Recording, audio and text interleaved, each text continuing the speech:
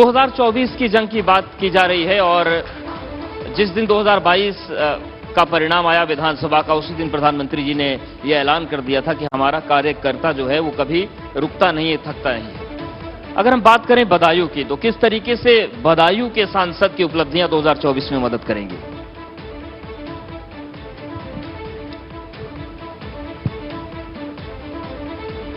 देखिए, बदायूं, सबसे पहले तो मैं प्रधानमंत्री जी का धन्यवाद और आभार व्यक्त करना चाहूंगी।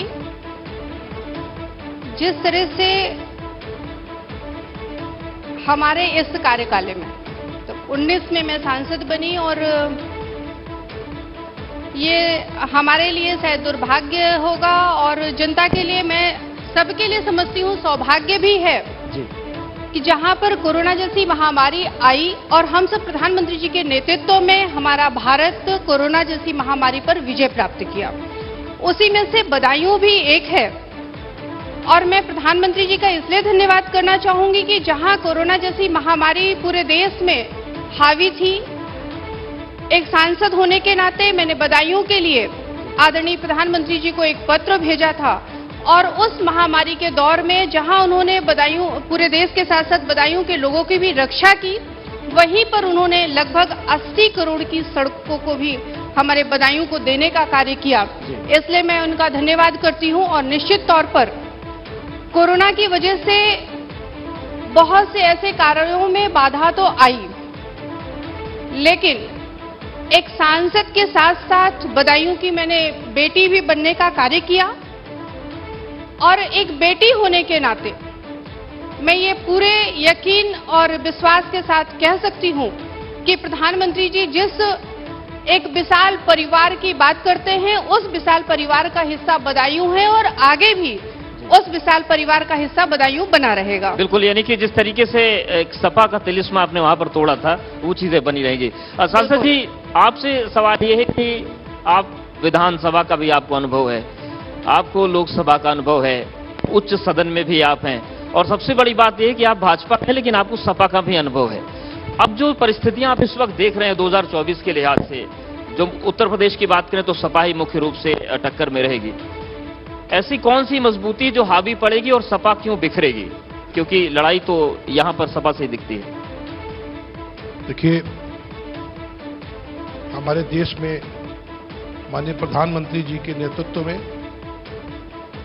2014 लड़ा गया पार्लियामेंट का चुनाव, 2019 लड़ा गया विधानसभा का चुनाव 2017 में और 2022 में, और हर चुनाव में भारतीय जनता पार्टी ग्राफ बढ़ा, वोट बढ़ा।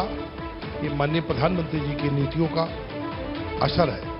पूरे देश में ही नहीं, पूरे विश्व ने माननीय नरेंद्र मोदी जी को नेता माना है, क्योंकि उन्होंने, जैसे कोरोना ही एक बहुत महामारी, ऐसी भयंकर बीमारी थी जिसके बारे में लोग जानते भी नहीं थे, और उन्होंने उस पर नियंत्रण किया। हम सब पार्टी वर्करों को लगाया और भारतीय जनता पार्टी के माननीय राष्ट्रीय अध्यक्ष जी के द्वारा ऐसी व्यवस्था दी गई कि सेवा ही संगठन है, जिसका असर पूरा दिखाई दिया और 2022 में फिर पुनः प्रचंड बहुमत में सरकार आई। समाजवादी पार्टी में और भारतीय जनता पार्टी में, दोनों में काम करने का बड़ा अंतर है। वहां पर भाई भतीजावाद और एम बाई का फैक्टर के आगे जनता से कोई मतलब नहीं रहता। यहां पर भारतीय जनता पार्टी के राष्ट्रीय नेतृत्व के द्वारा, माननीय प्रधानमंत्री जी के द्वारा पूरी जनता को, वो किसी भी जात की रही हो, किसी बिरादरी के लोग हों, चाहे गरीब हों चाहे अमीर हों, गरीब कल्याण योजना में सबको शामिल किया गया।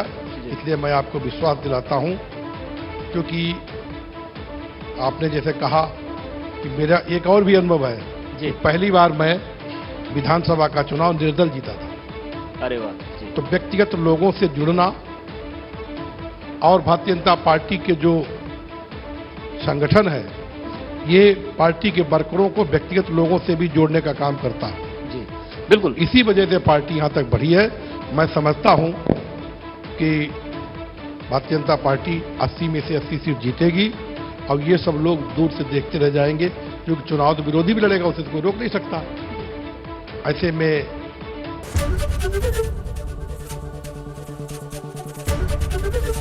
एबीपी गंगा, खबर आपकी, जुबान आपकी।